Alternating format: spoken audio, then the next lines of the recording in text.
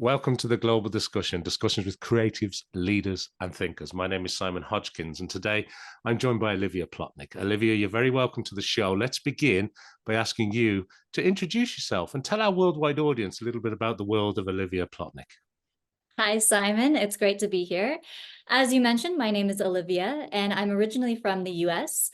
I moved to China in 2015 when I was 24 years old. I didn't know anybody, didn't really know much about what I was doing. And I started working in marketing and communications, and that's where I've focused much of my career since then. So I was working in agencies, and in 2019, I was working at Ogilvy, and I had the crazy idea to go off and start my own marketing agency. And so mid 2019, I founded my own agency based out of Shanghai and started building up a team. And we do social media marketing for brands for the China market. So we do anything from strategy to full account management.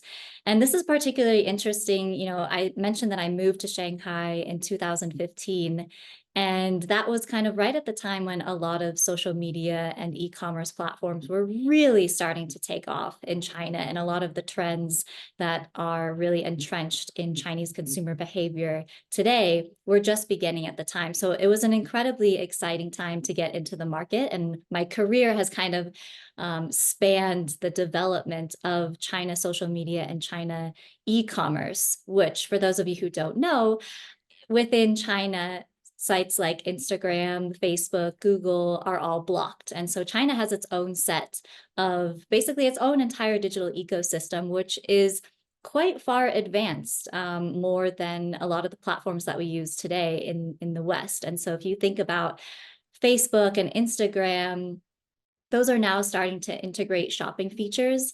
This was well integrated into Chinese social apps long before it has been today. So this was starting in around 2015, 2016, really taking off in China. And it only started to take off very recently in the West. So that's a little bit about my background. I've done projects for nonprofit organizations in China, and community building out there. And I currently am sitting here talking to you from Nairobi in Kenya. A bit of a curveball there, but I'm here checking out the markets, meeting people, trying to understand, what's going on here. It's a very exciting time, I think, in Africa, especially there's a lot of ties and comparisons that can be made to China and Africa. So yeah, that's a little bit about myself and where I'm at currently.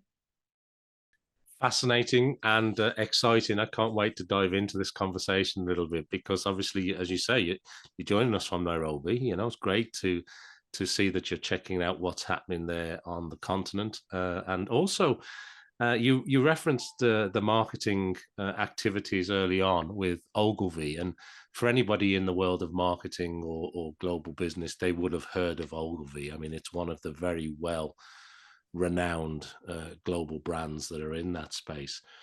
Did you always want to get into that line of work, and how did you end up going out to Shanghai? What was the draw for Shanghai? Was it just an opportunity, or how did that happen?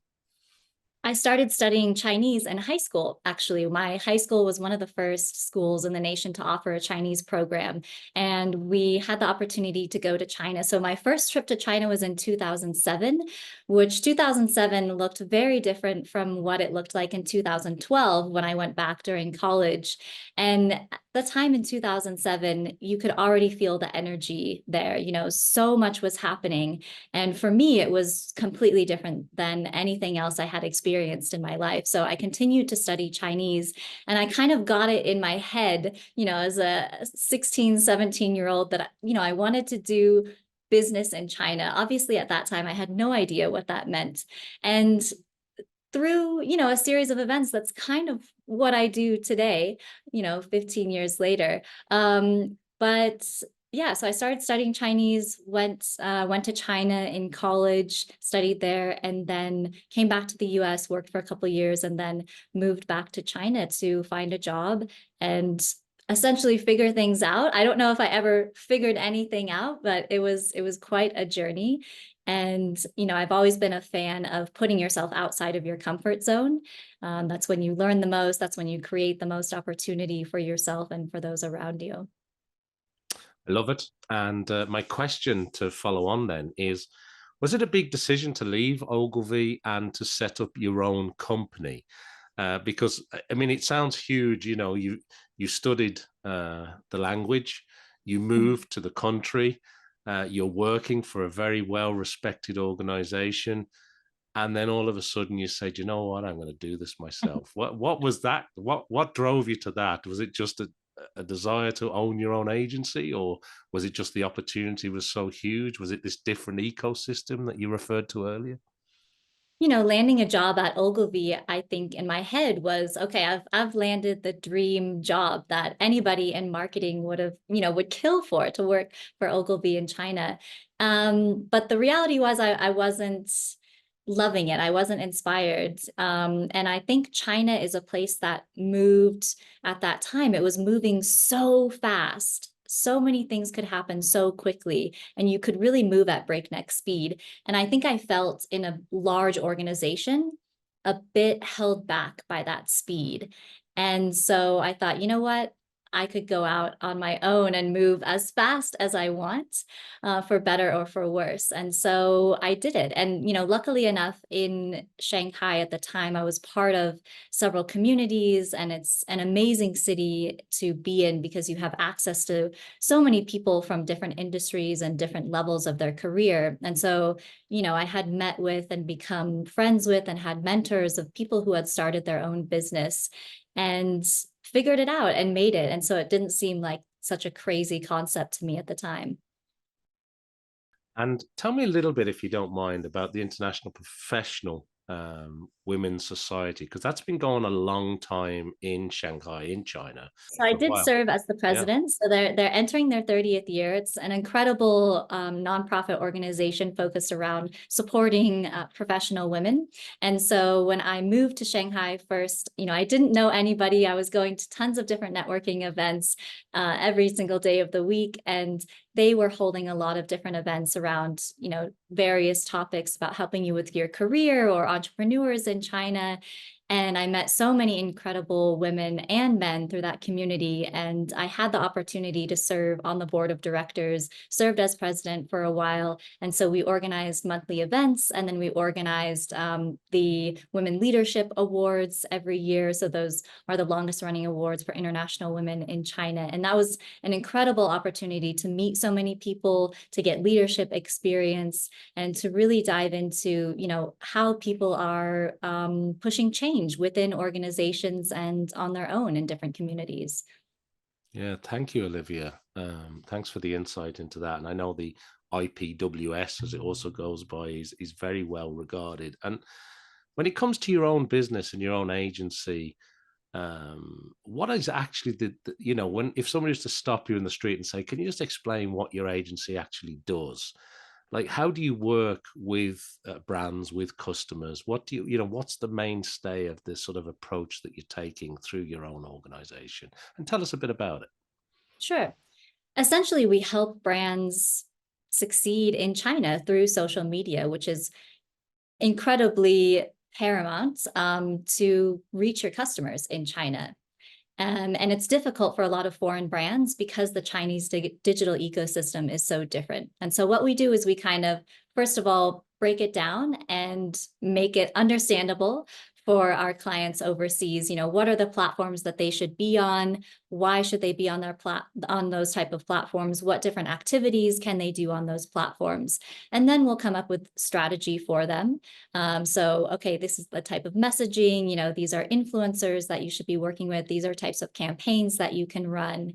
And we do the day-to-day work of creating the content, posting on the platforms, interacting with followers and people on the platform. And then a lot of also what we spend our time on is analyzing the performance of that content and then adjusting the strategy based off of that. And we also create a ton of content around marketing in China, around consumer trends. So we put out a newsletter where we really just basically give away a lot of free advice on, what Chinese brands are doing in China, which is really interesting, their marketing strategies, how they're reaching consumers, how they're going viral, case studies of foreign brands who are doing cool things in China and different types of consumer trends. So we're constantly trying to kind of be that educational voice in the market.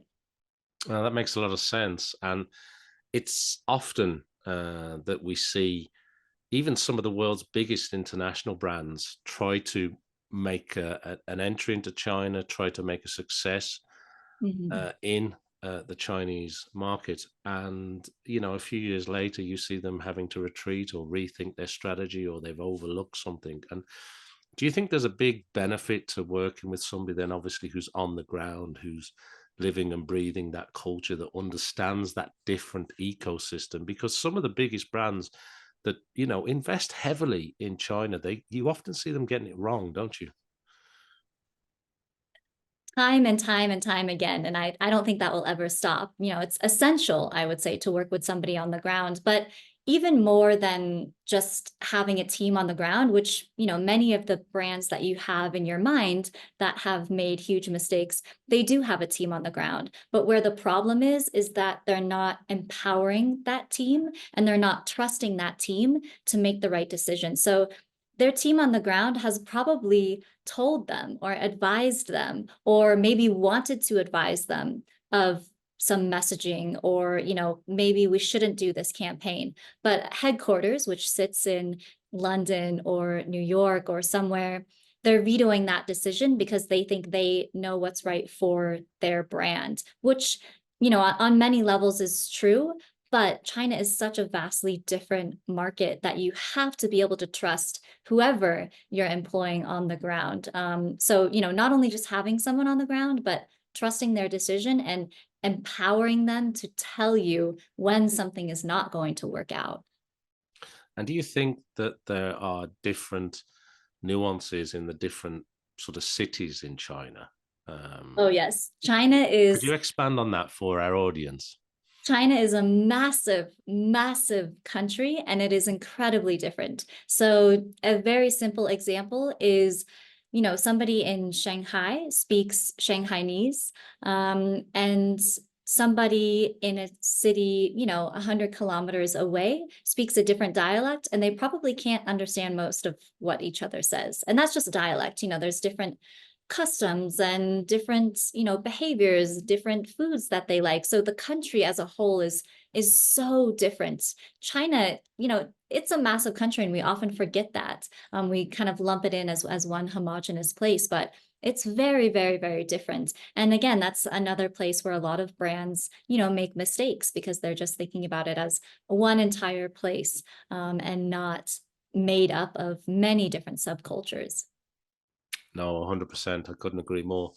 And just coming back to the conversation about the apps and the ecosystem and the difference in social media, because China, I think, when I think of the super app that a lot of European countries and even American large companies are still trying to create, Mhm. some of these super apps, if I can use that sort of term, they already exist in China. It's very common that people do an awful lot more with a particular app than we do, say, in Europe or the US, where the apps are kind of quite fragmented. There isn't one app to rule them all.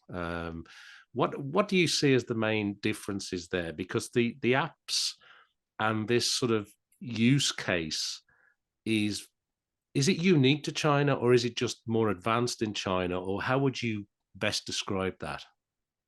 Yeah, it is very unique to China. If you think about WeChat, for example, which is probably the one that most people have heard of, within WeChat, you can do messaging, you can buy train tickets, you can buy flight tickets, you can top up your mobile phone, you can have a, social media feed as you do kind of in Facebook.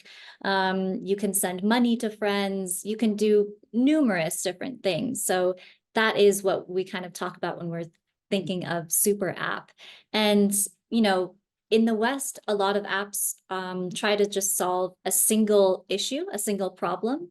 And we're very used to that. Whereas in China, you don't just have, one app. There are multiple different super apps, but within those apps, you have tons of different functionalities.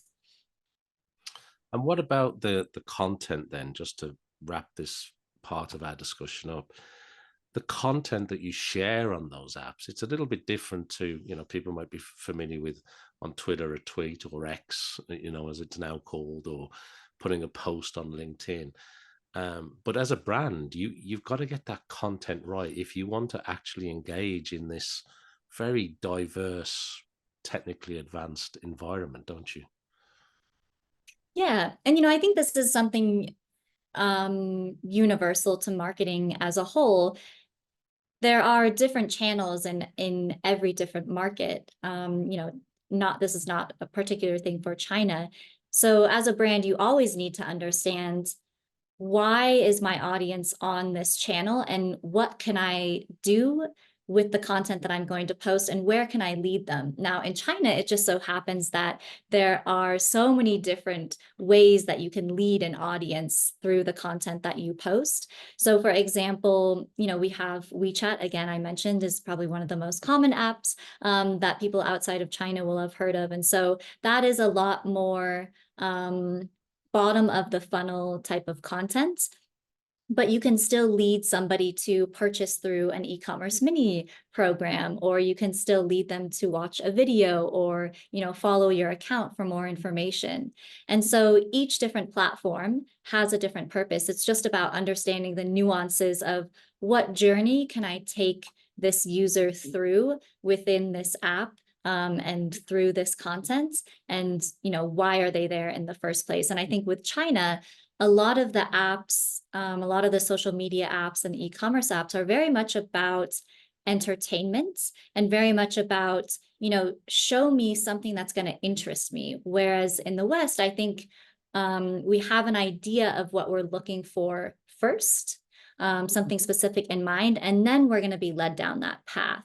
And so it's kind of adjusting your mindset for China with that content of what you want to do with it. That's great insight. Thank you for sharing that, Olivia. And I suppose when it comes to advice, you must have learned an awful lot along the way. And I'm sure you pick up advice and also share a lot of advice, of course. But if somebody was looking to enter a new market or to make success, maybe in a market they weren't that familiar with, have you got any advice or tips, or anything you've picked up along the way that you think would be useful to share with our audience? Experience it for yourself. I see a lot of companies wanting to enter China, and one of the most common things that a lot of people in my industry who work in China, we always joke about the fact that we hear, oh, if we only get 1% of the China market, we'll be very successful. And, that's said by someone who has clearly never been to China before. um, because, it's not as easy as just getting 1% of the market. It's a very complex, very diverse market, as we've been discussing. And so going to China, or going to any type of market that you're trying to understand, and being on the ground, meeting people, asking questions, riding public transportation and watching what people are doing with their phones. How are they shopping? Asking questions, where do you order from? How long does it take to get your product? What products do you wish you had? What are the biggest challenges you face? So really having that curiosity and the willingness to go to that place and be on the ground. Yeah, sounds critical. And tell me, is that what brings you to Nairobi? Like, we're talking today from the African continent. What's happening in Nairobi? Why are you in Nairobi today? Yes, so a bit of a curveball. I'm in Nairobi, for that very exact reason. I think I've always wanted to push myself out of my comfort zone. I moved to China by myself, didn't know exactly what I was going to do or what was going to happen, and I created so many incredible opportunities from that. And so I always try to find an opportunity to push myself outside of my comfort zone, and coming to Nairobi was definitely that. And I also have seen a lot of similarities between the development of the market here in Kenya and what China was, 10, 15 years ago. You have a lot of people coming online through mobile phones now, which is very similar to what happened in China about a decade ago. And so seeing how that develops and seeing what skills that I have learned from China can possibly be applied to this market. And, like I said before, just asking people, what are they doing here? What are their biggest challenges? What are they, shopping for? How are they communicating with each other? How are they building communities? Things like that. So that's been very, very interesting, and a lot of ideas floating around, a lot of inspiration. There's incredible things happening here in Nairobi.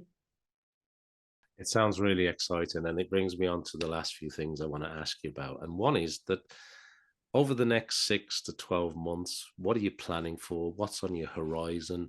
Are you a meticulous planner? Are you taking each day as it comes? What does the roadmap look like for you and your business as you look forward?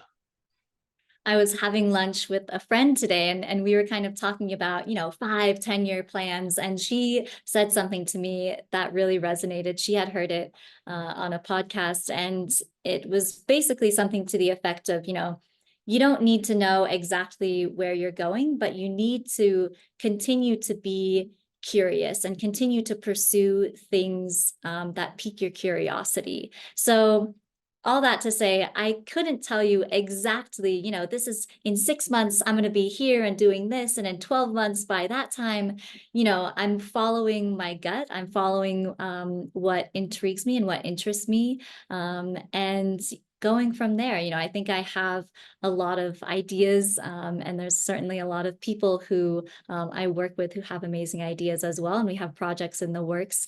And it's an interesting time to, you know, be learning and be curious and be exploring new markets, I think, as the world evolves so rapidly with AI. And, you have markets in Asia growing expansively, you have markets in Africa growing expansively. So staying curious about those and seeing what opportunities arise. And does you've mentioned AI, of course, and I don't want to go down the AI rabbit hole, but has it I'm definitely no expert. has it fundamentally impacted your business? I'm assuming the AI in China, like as well, has its own ecosystem. There's lots of discussions between the US and China around AI and technology and chipsets and everything in between. But I'm just interested in your view as somebody that's on the ground in Shanghai, working with, major brands, working with people across the Chinese market in different cities, with all the diversity that we've spoken about. What is the impact of AI like from, somebody that's living and breathing the Chinese market? I think you have a lot of, especially the big e-commerce players like Alibaba and Tencent are starting to put out products. And I think what has made me the most curious are products that they're putting out for merchants to be able to personalize recommendations more, to be able to do better planning, things like this. So that's certainly a very interesting area to keep an eye on. I think um, just in the industry of marketing itself, it has been incredibly eye-opening and, kind of made me sit back and think about what is the value I actually provide, as a marketer in this field, and how is that value going to change over the next few years. And so, again, I think exploring different possibilities and really thinking about, what is the most impactful thing that I can provide to my customers. That makes a lot of sense. And finally, is there anything that you'd like to leave us as maybe some last thoughts to help us think on what the things that we've been talking about today, or maybe anything else that you'd like to share with our worldwide audience? And secondly, and importantly, if people want to reach out and connect, maybe use the services of your organization, or just find out more about the things that you're involved in, where would you like to point people to? Sure. So I think, one last thought. We've talked about a lot of different topics today, from going to China, being in Nairobi, marketing. One thing that has really been a central theme, I think, throughout both personal and career is just having people in your life that inspire you. And it's kind of the same concept of hiring people who are smarter than you, or hiring people who are good at what you are bad at. Having people in your close circle who are good at things that maybe you are not, to continuously push you out of your comfort zone, to continuously kind of show you, okay, this is how you can do it. This is what you can do. So that's a really important kind of takeaway that I continuously remind myself and those around me, that that's one of the most important things that you can do. If you want to connect with me, the easiest way to find me is on LinkedIn. Just type in my full name, which I'm sure you can find in the show notes, and we'll connect. Send me a message. I'll send you a link to our newsletter that we send out bi-weekly, so you can stay up with the latest China marketing and social media trends. Well, that's wonderful. And it brings us nicely to the end of our episode today here on the Global Discussion. I want to thank everybody who's been watching or listening to this episode of the show from around the world, whether that's in Shanghai or Nairobi or anywhere else. We certainly do appreciate it. Make sure that you follow us, you like us, you subscribe to what we're doing here to help support the podcast. And of course, check out all the great work that Olivia Plotnick is doing. And all that remains is for me to say that I hope you'll join me back here for some more discussions with creatives and leaders and thinkers just like Olivia. Thank you, Olivia. It's been wonderful to talk to you again today. Thank you so much, Simon.